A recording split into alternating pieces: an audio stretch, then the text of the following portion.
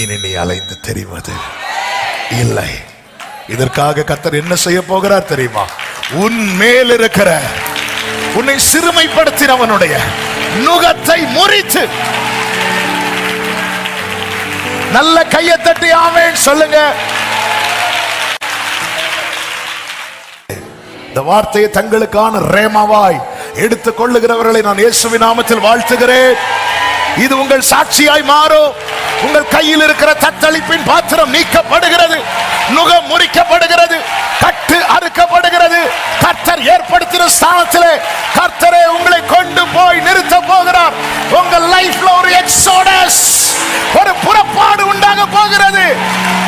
அது தீவிரித்து ஓடி போகிற அனுபவம் அல்ல. கர்த்தர் உங்கள் முன்னே போவார்.